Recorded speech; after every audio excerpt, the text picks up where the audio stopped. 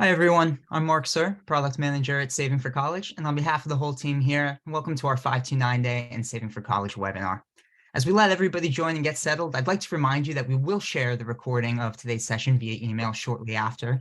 And if you do have questions you'd like our panel to answer, please enter those in the Q&A box.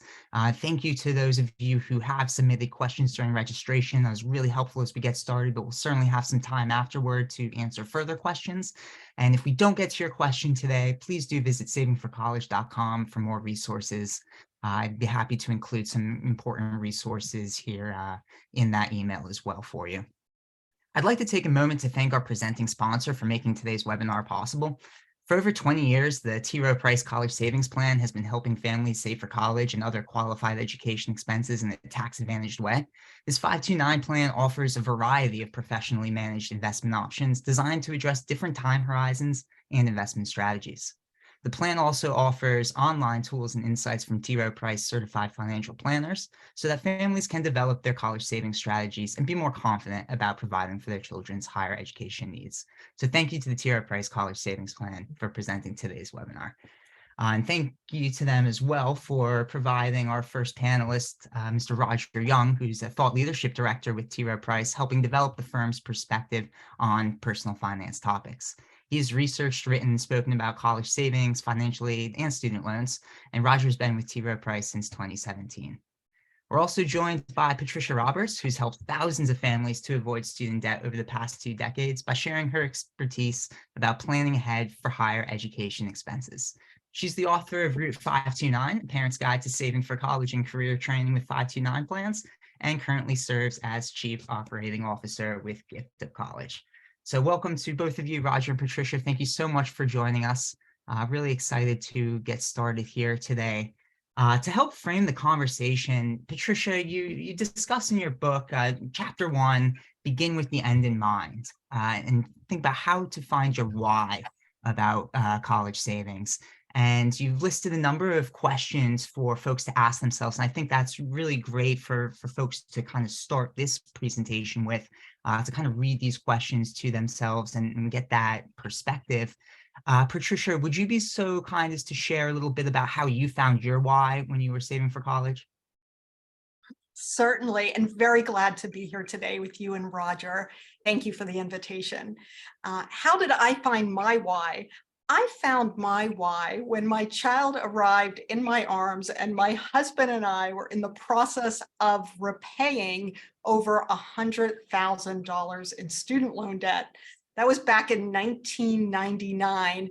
And in the end, it took us 20 years to repay that debt. But what I knew with that child's arrival was that I wanted a very different academic experience for him, a less financially stressful one than his dad and I had had. So I was determined to do anything I could to make that happen. And what I began to do with very little money as a first-time mom in a small apartment, we began saving just a little at a time from our paycheck. So my why was really based on what I didn't want to see for my son. And what I envisioned was really a road to financial freedom for both us as his parents, not taking on any more debt. We had just paid off our own, and for him to start his adult life with very little debt. But I do suggest to individuals, whenever you're establishing a goal, particularly a long-term goal, starting with your why can be extremely powerful, and taking time to envision that destination. How do you want it to look? How should it feel? That really helps you along the way to stick with the goal and stay on your journey. And I will tell you quite proudly, I've got a picture right here. We did achieve that goal. That's my son, Ben, graduating debt-free from college. So exactly what we envisioned. And the small, consistent steps that we took and the sensible decisions we made regarding school of choice and having him pursue an institution that also offered a bit of an academic scholarship, we got him there. So I'm here to encourage you to set your vision and to hold it close to your heart as you go through your savings journey.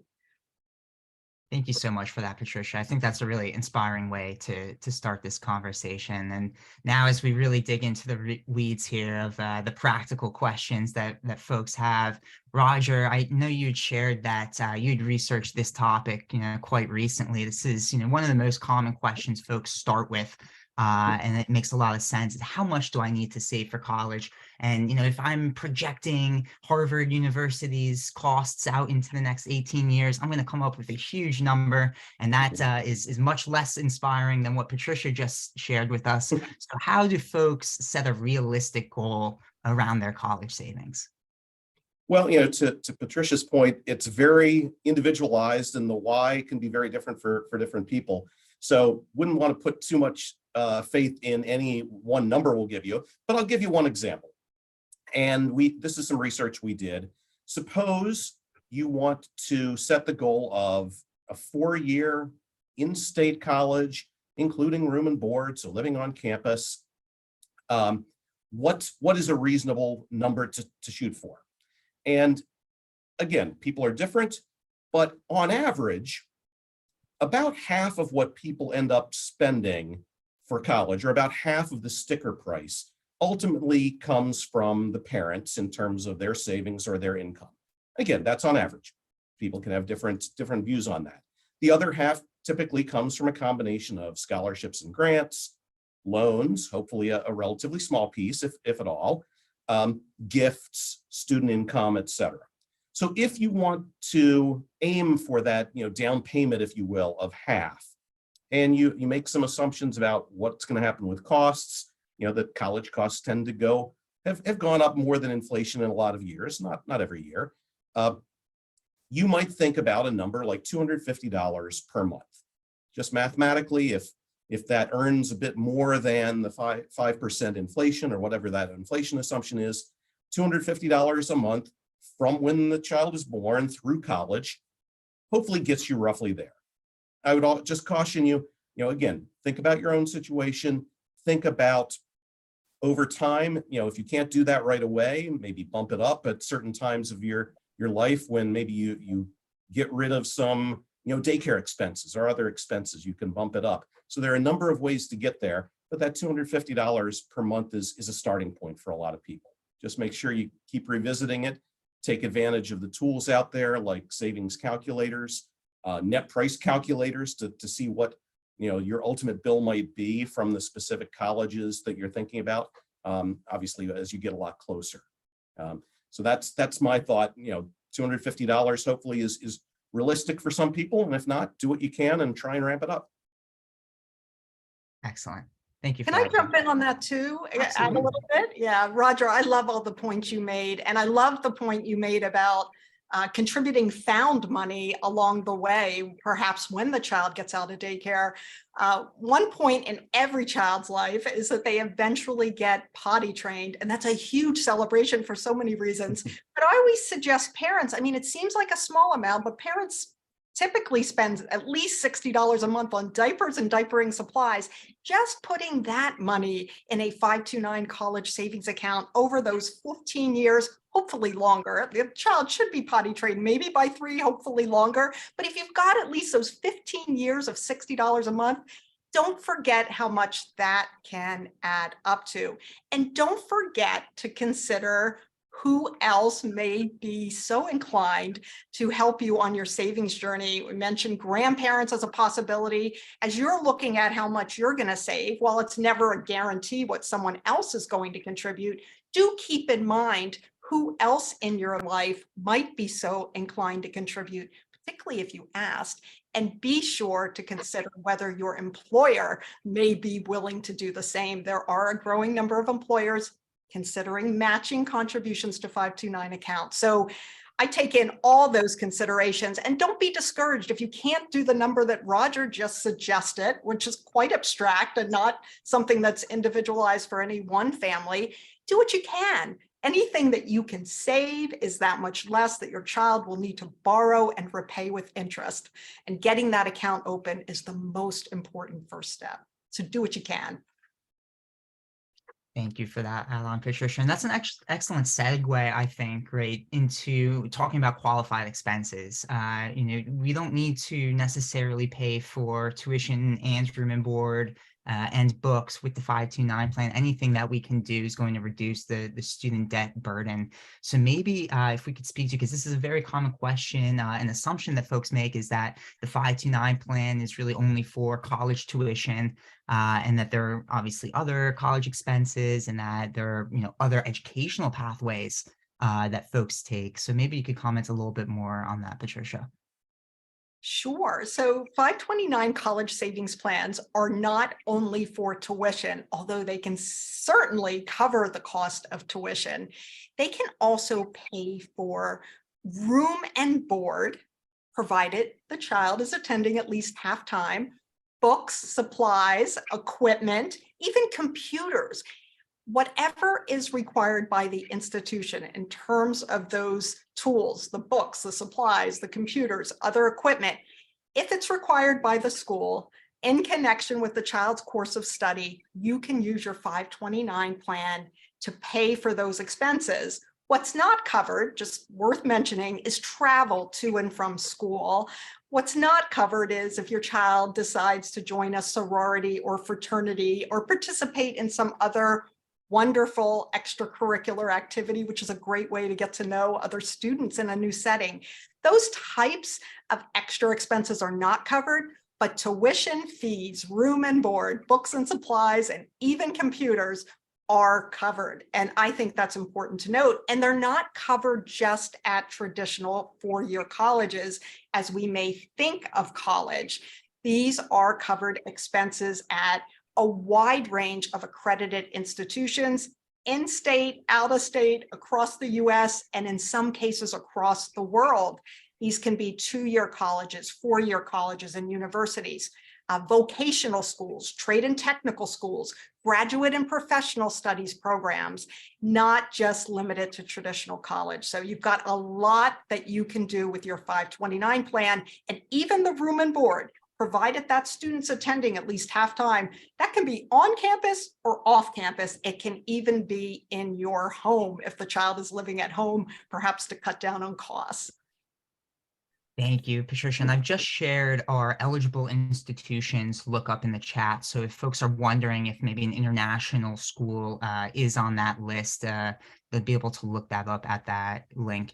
An important point here I really think I'd like to make about off-campus housing. This is a very common question, is how much am I able to take out for off-campus housing?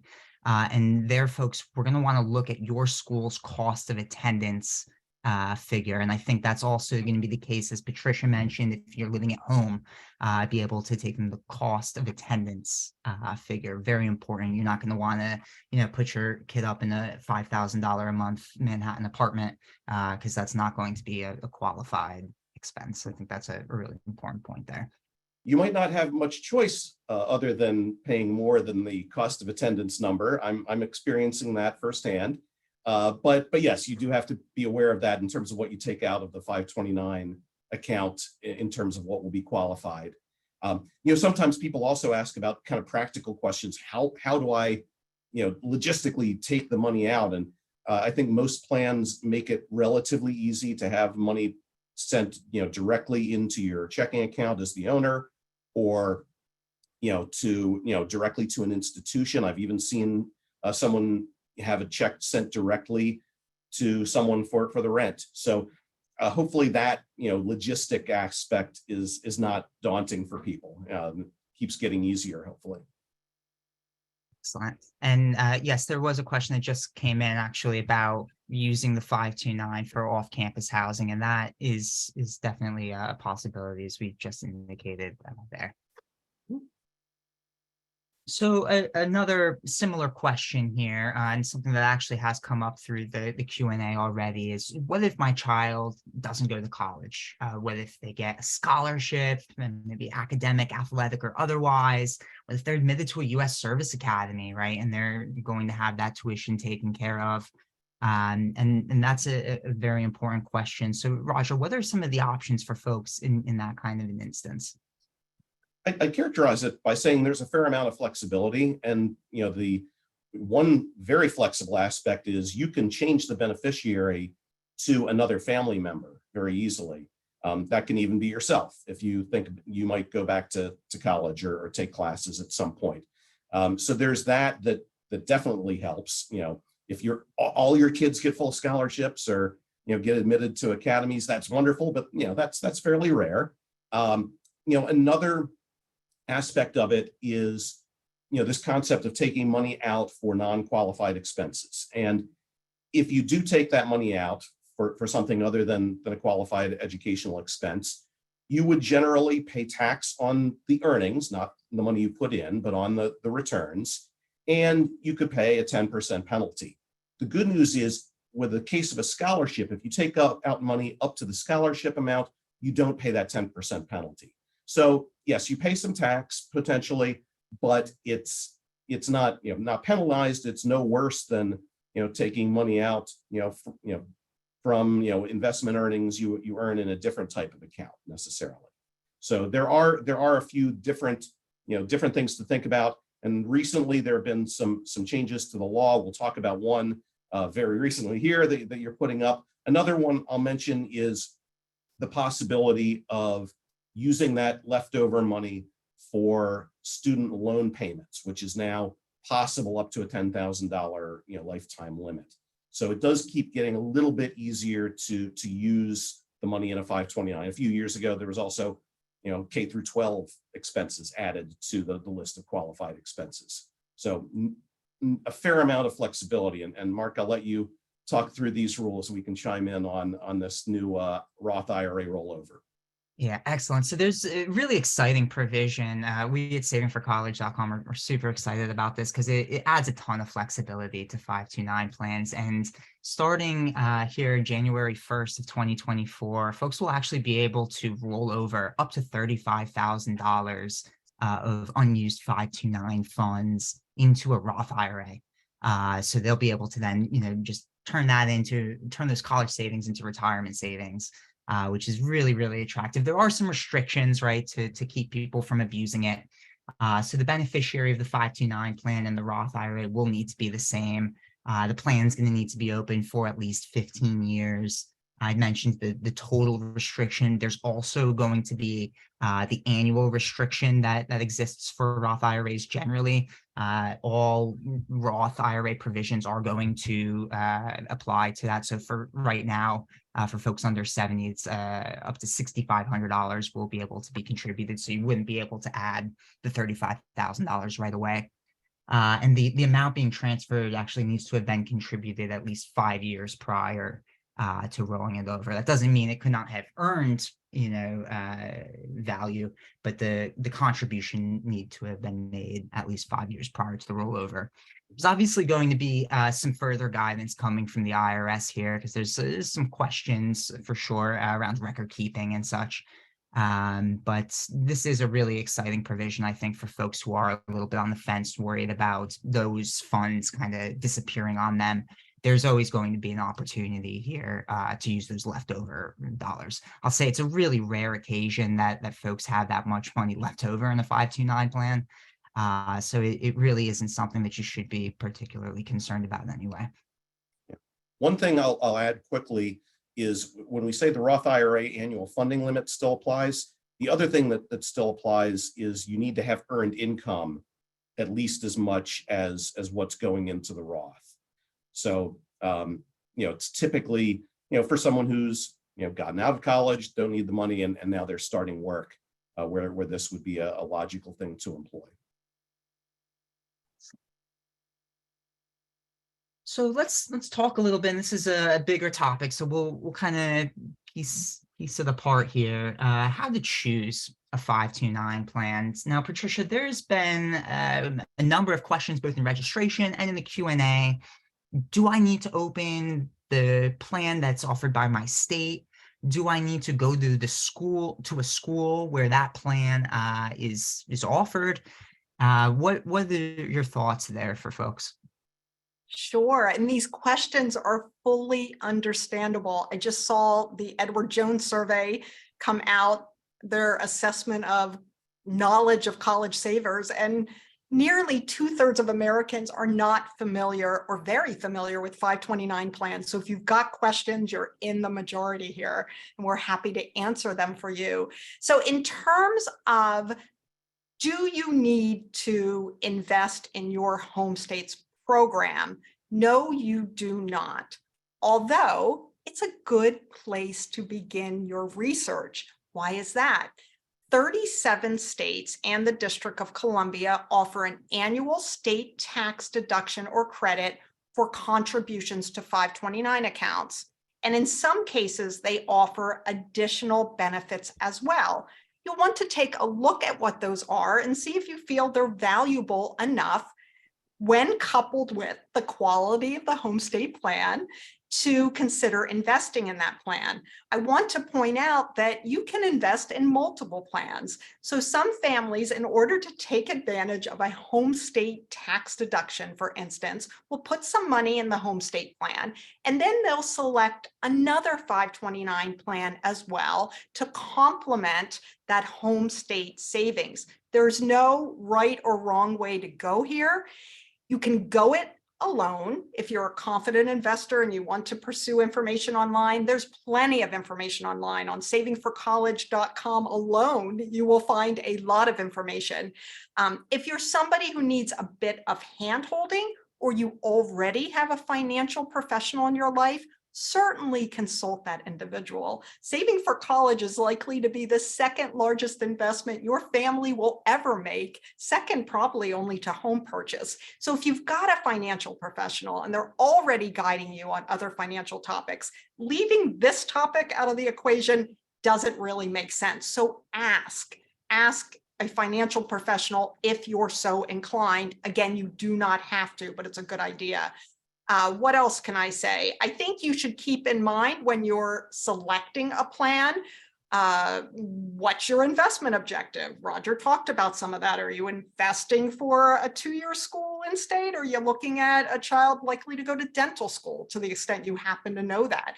What's the objective here? What percentage of those costs are you thinking of covering? What's your time horizon? How old is this future student, and how many years do they have until they're going to be pursuing post-secondary education? And then, quite importantly, what is your risk tolerance? When you're looking at 529 plans, and I think that Roger will talk probably about investments somewhere down the line here, there's a wide range of approaches within every 529 plan. And these range from target date or age-based, as you may have heard of them, to static portfolios, to something that's extremely conservative, perhaps FDIC insured or stable value. You need to know your ability to tolerate risk, both financially and I would say emotionally as well. So those are some of the considerations I'd have in mind. And as I said before, I'll keep in mind, is there anyone else in your life who may be saving as well? Finding out what they're doing and you complementing their strategy could be a very good idea. Excellent. And let's jump right into the investment options here, Roger. Been a lot of questions about risk in 529 plans, I think understandably, with the market these days. Maybe you could kind of speak to the variety of investment options that folks can choose from and where they should start when considering it. Sure. I think Patricia did a nice job of summarizing some of the main options. And I think age-based portfolios make a lot of sense for a lot of people. You said it, and, I wouldn't say forget it, but, they kind of adjust over time. They become more conservative as the beneficiary approaches college. I think that makes a lot of sense. So, when you're a few years out, you're typically not in a lot of stocks, maybe a little, but typically more conservative things like money market and bonds. So that reduces your risk of, having a big surprise as you approach college. I would say, though, you do have to be aware there's risk in virtually all of these investments, not the FDIC insured ones, or at least not hopefully risk of loss of principal. But there are risks involved with investments. So you do want to be aware of what you're doing. Think about that tolerance that Patricia mentioned. I will also mention one nice thing about having something that's fairly steady in terms of the approach over the years is that there is a limitation. You can only do two strategy changes, investment changes during the course of a year. Now, I personally haven't found that particularly onerous, and I'm a finance guy, and I'm looking at things regularly. So I wouldn't say that's a big barrier for a lot of people, but it is something to be aware of. Congress, when they established this, wanted to make sure people weren't day trading on these types of accounts. So you want to think about your style as an investor as well. Makes a lot of sense. Thanks for that, Roger. Some other considerations I just wanted to mention here, right? What's the minimum and maximum contribution that I can make? There was a question here about estate planning, hearing that the 529 plan can be really effective for estate planning. I think the one provision that you may be thinking of there is known as super funding. And that is a kind of a unique 529 plan provision where folks can actually contribute 5 years worth of their annual gift tax exclusion. So it's currently $17,000. So you can make 5 years worth of gifts at once. So you can make right now $85,000 contribution into a 529 plan, reduce your taxable estate by $85,000 instantly, effectively. So that's kind of, I think, what folks are talking about there, Rachel, when talking about estate planning with a 529 plan. Very popular provision for grandparents, and we'll talk more about grandparents shortly. Anything else you wanted to add, Patricia, on how to choose a 529 plan, or tips that you would offer from your experience? I would say to do your research. Certainly every 529 plan, the investment options are required to show the performance history. You can take a good look at that, keeping in mind past performance may not necessarily be indicative of future performance. If you've got a financial person in your life, ask their opinion. They've probably had a lot of experience with guiding other families, and certainly ask others who you know and respect. And your experience is not going to mirror what someone else's has been, but if someone's had a good experience with a particular plan, whether it's customer service or investment performance or whatever it is, they may be able to give you some ideas of what they've at least enjoyed in terms of their saving and investing journey. And in terms of minimum and maximum contribution limits, the 529 plans, many of them have quite low minimums initial minimums to encourage individuals to start saving. Some of them are $25 or even less. While that could be a lot for some families, I think the thought is that many families can likely come up with that amount of money to get started, and getting started is the most important thing to do, because once you have that account open, even if you can't contribute a whole lot initially or on a regular basis, although it would be great if you could contribute something on a regular basis, others can contribute once you get that account open. And I bet there are people in your life who love your children, these future college students, the beneficiaries on these accounts, and they would be delighted if you asked them, please consider for holidays, birthdays, other milestones, a contribution to the 529 plan instead of the stuffed animals that they've been buying or the adorable outfits that are quickly outgrown. Everybody wins when you invite others to join you. It's a win for the gift giver. They don't have to guess. They don't have to shop. They don't have to feel bad. There's no buyer's remorse. It's a win for the account owner, often the parent, although it doesn't need to be, and certainly a win for that child someday. They could bring a smaller, more modest gift, something from a dollar store or something, but putting that money in the account can make a huge difference.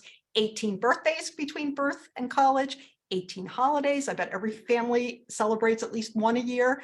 Throw in another few milestones, you got 40 events where people can help you out and that child they love. And I bet they'd be glad to. So get the account open, start with very little if you need to, and take it from there.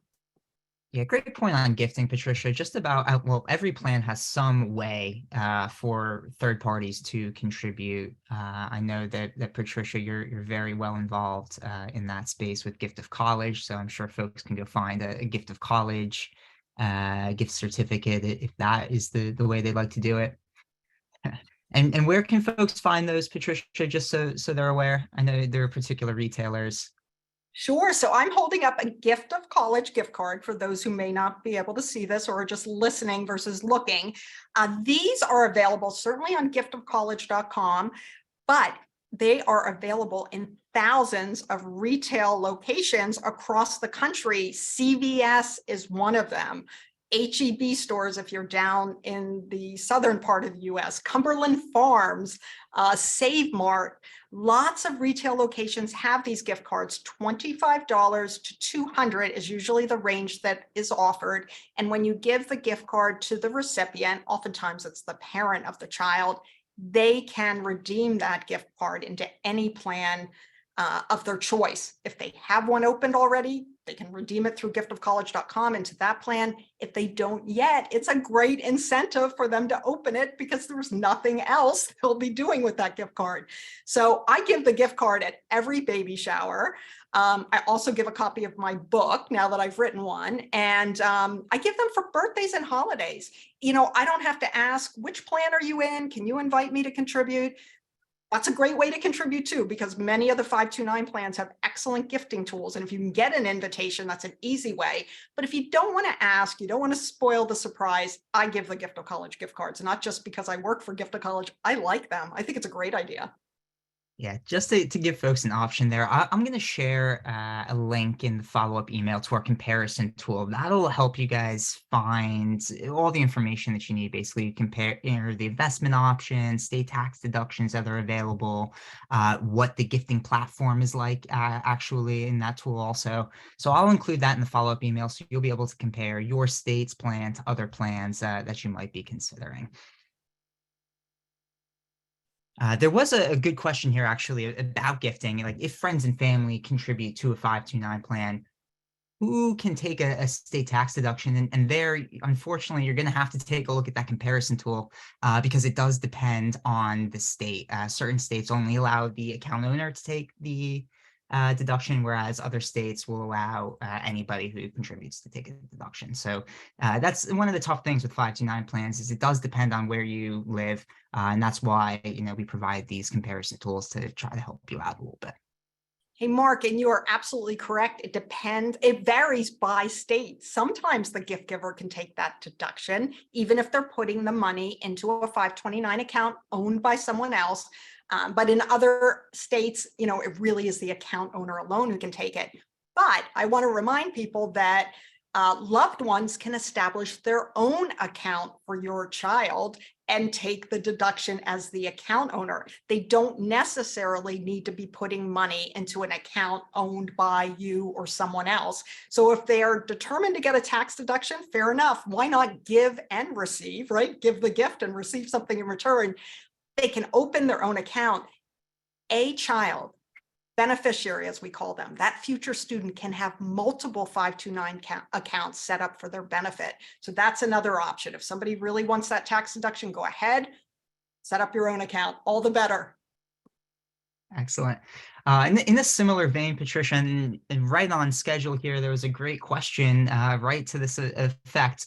Should folks open multiple 529 plans if they're saving for different children? Should they save in one plan? I think there was a question here. I don't know if maybe one child doesn't go to school. I know, Patricia, you've got some thoughts on that you'd like to share.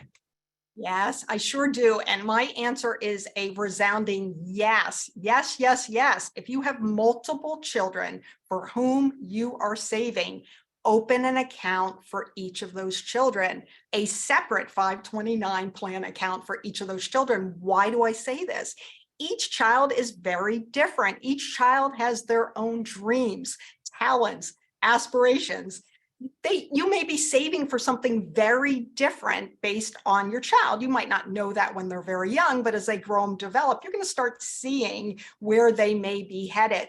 Don't lump all the money together. Why else do I say this? Unless your children are multiples, twins or triplets, or even more than that, your children will all have a different date of birth.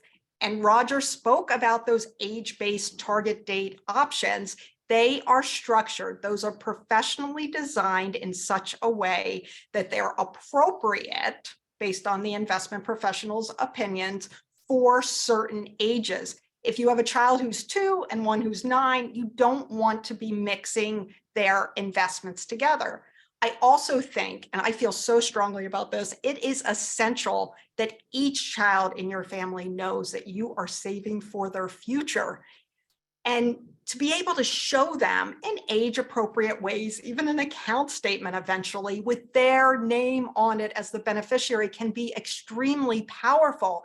There's research that shows that children, particularly this research was around low and moderate income families, children who recognized that they had a college savings account set up for their benefit, even if it had $499 or less, so that's not a lot of money, those children were 3 times more likely to pursue higher education, 4 times more likely to complete it. So let's let our children know, whatever your income level is, that you believe in their future, you're establishing a college-going culture, you're bringing that into the dialogue, and you can get your child engaged with the savings.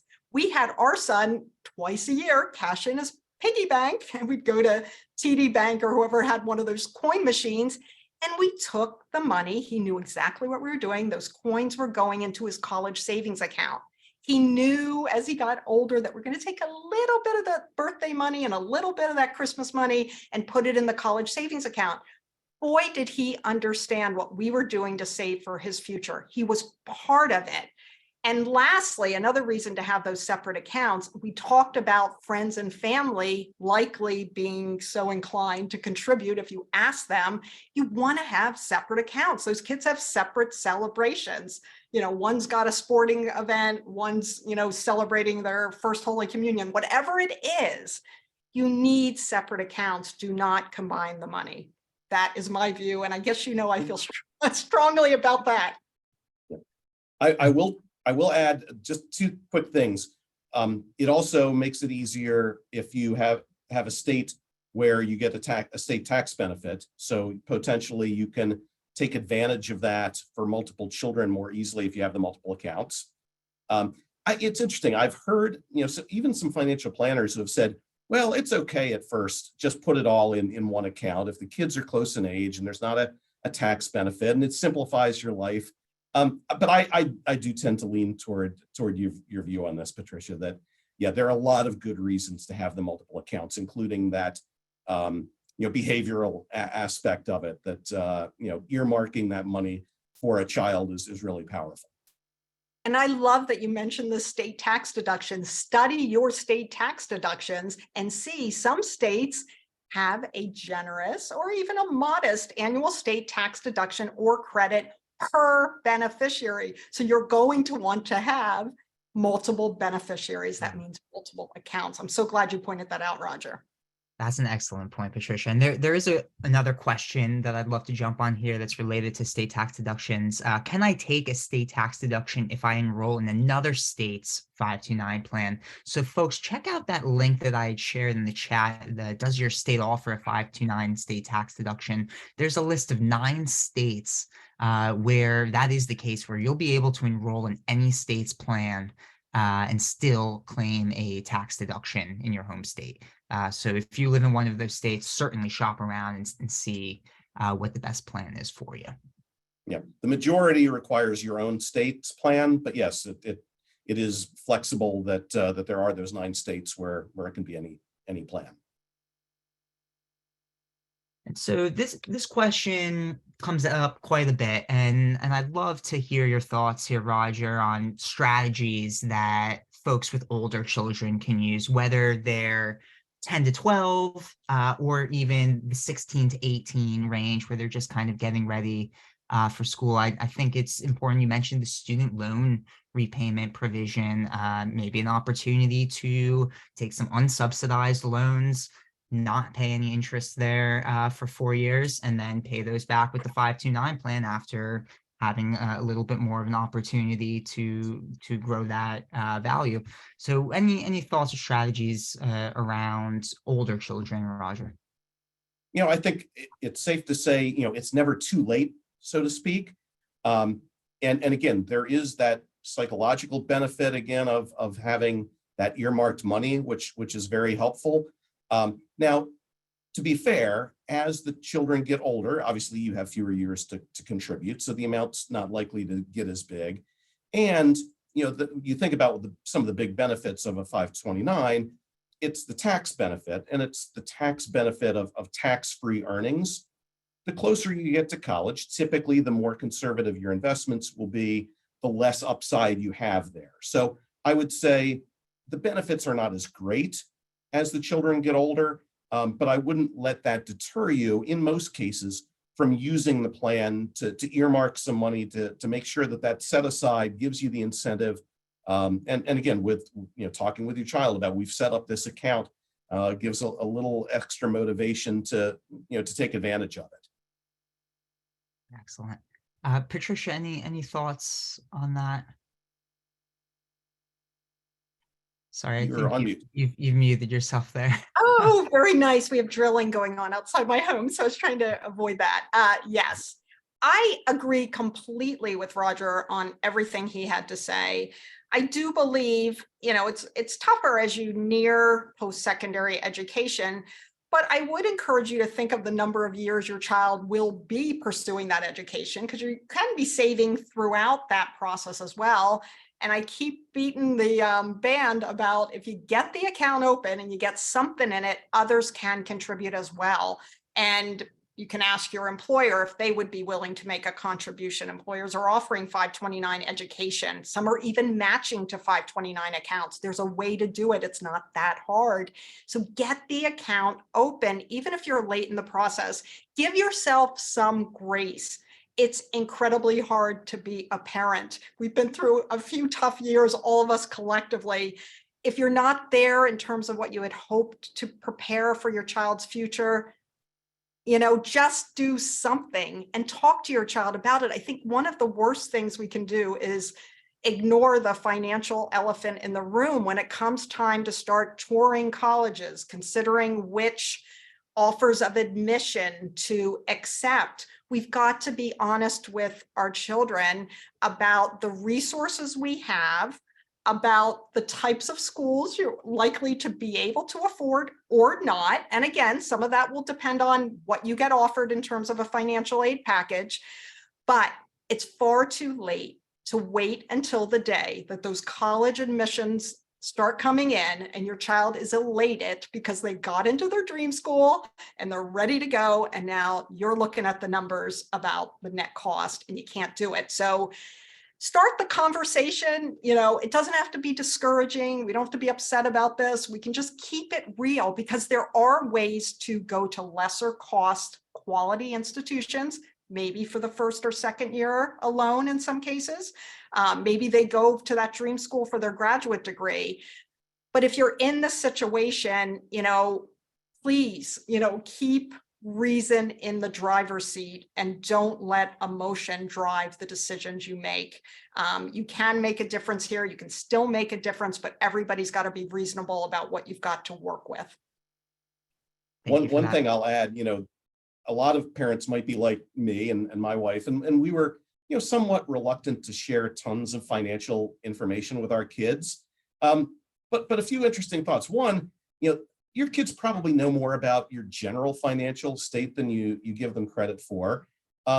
They're probably talking about it and college costs and college selection with their friends when they're in high school. And if you're going to fill out the FAFSA, which we recommend most people should do, they're going to be the ones signing the FAFSA. So technically they're seeing those numbers at some point. So maybe don't overemphasize kind of the privacy or protecting your kids from the knowledge of the financial situation.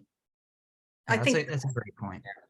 I was going to say one more thing, and don't fail to use whatever remaining time you have to evaluate what you are spending your money on.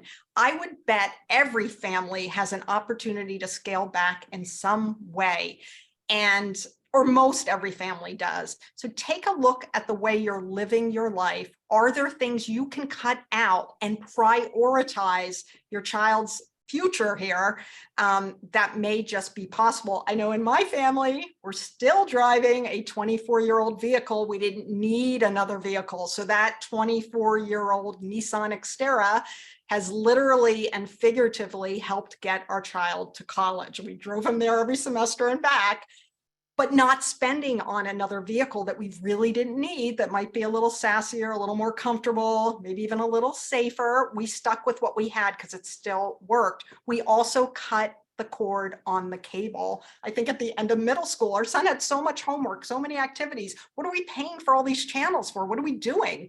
We cut that out. That saved money. So look into, don't just worry that you don't have it saved.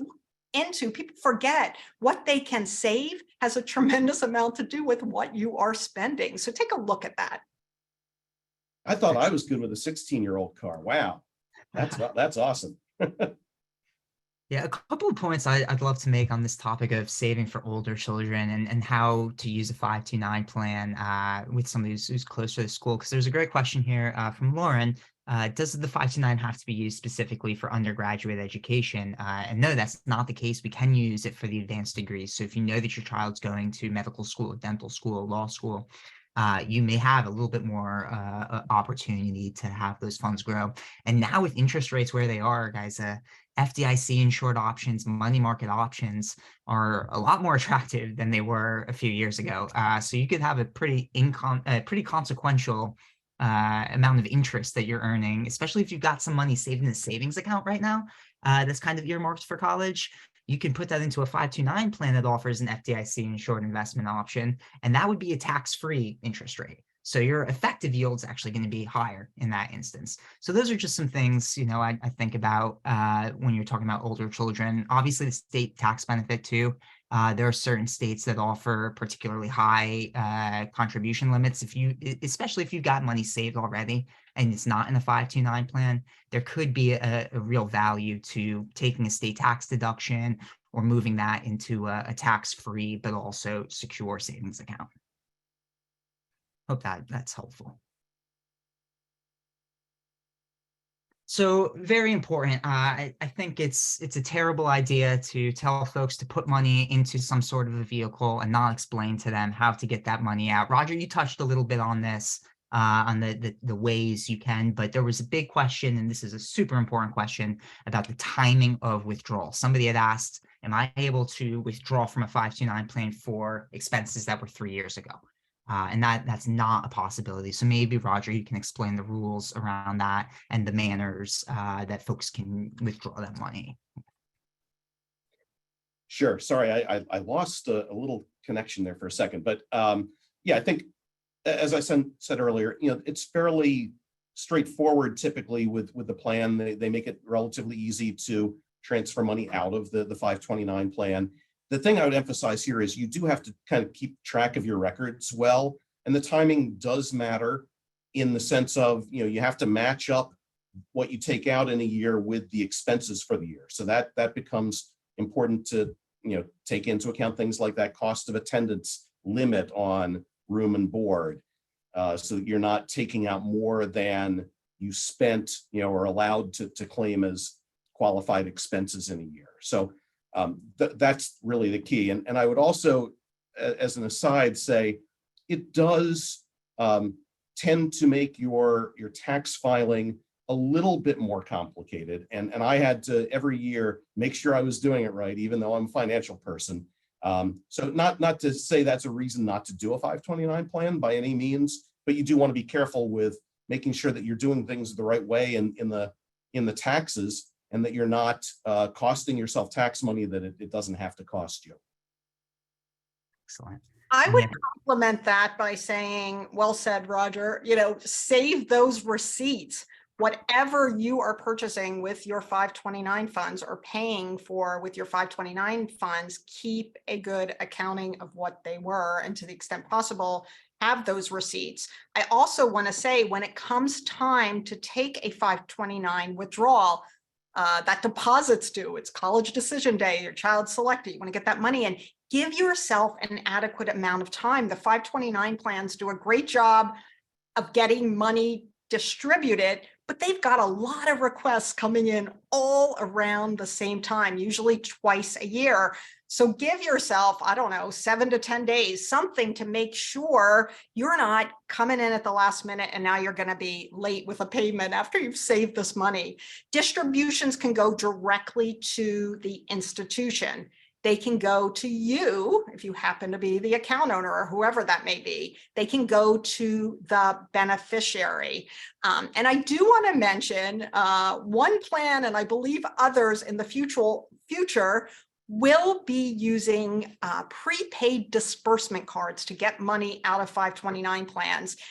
You're not seeing those quite yet, but there is a recognition that there's a value of putting a certain amount on a prepaid card and using that for certain qualified expenses, so you have a meticulous record of what those expenses are. So be on the lookout for one or more 529 plans down the road, starting to make it even easier for account owners to take disbursements and keep track of them, even more importantly. Yeah, it is an important question that the folks have, and the timing of withdrawals. I just want to stress that point for everybody because it's a very common question. It's one of the easier mistakes to make, I think, when using 529 plans. Do not withdraw in December for January expenses. You need to make your withdrawal in the same calendar year that the expenses were incurred. So please keep that in mind. Don't try to make your withdrawal late in one year for the next semester's expenses that are in the next calendar year. Really important.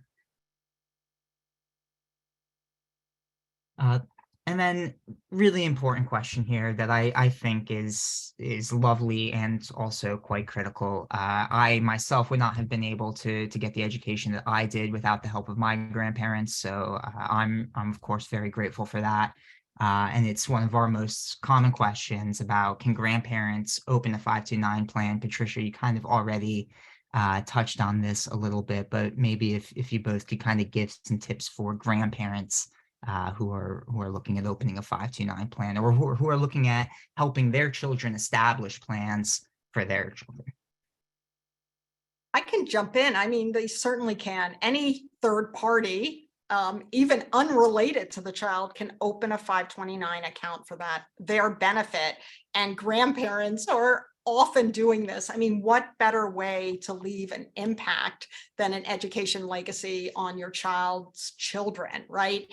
And I think grandparents recognize, by funding 529 accounts, whether it's their own 529 account that they've established for their grandchild, or their contributions to their adult child's 529 account, they recognize that those contributions are extremely valuable.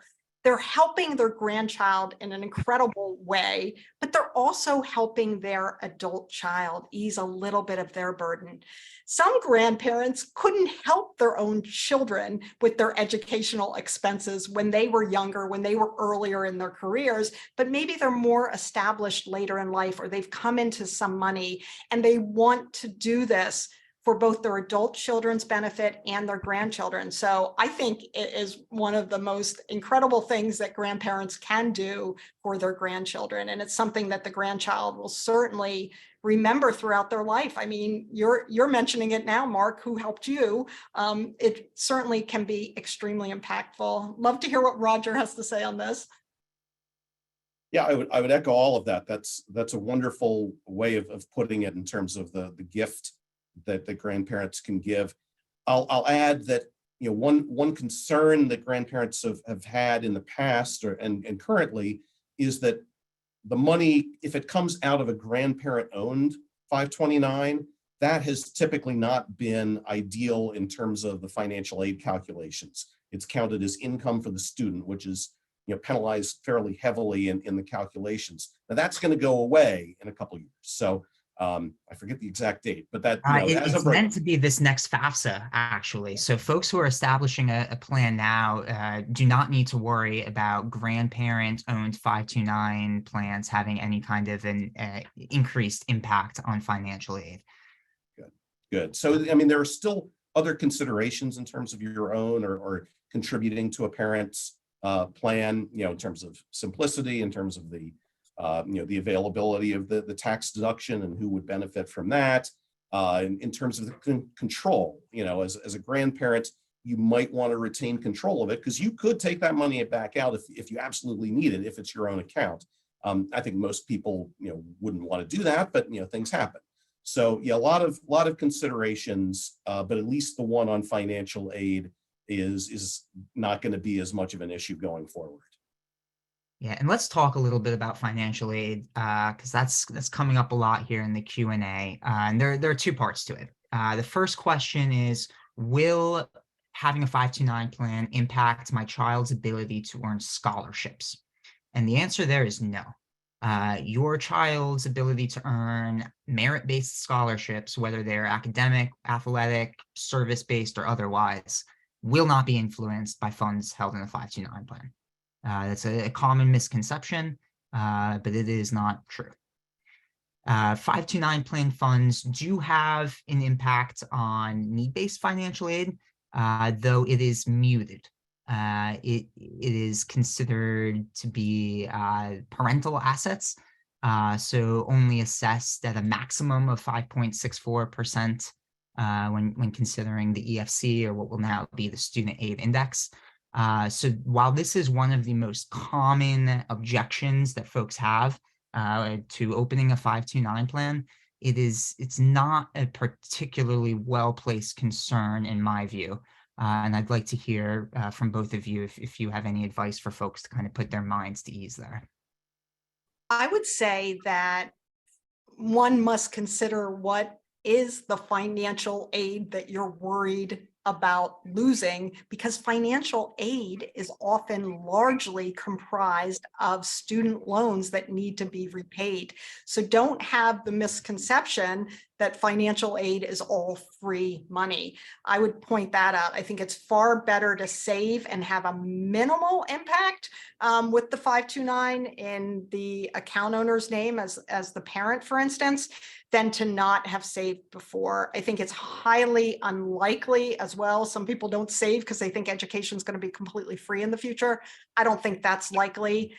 Even if portions of education are free for certain individuals in certain states, you're still going to always need money to complement. Oftentimes, maybe you're getting a cut on tuition, but there's also the room and board and the books and supplies. So I say definitely save and don't place an unnecessary emphasis on financial aid because it doesn't seem to be warranted.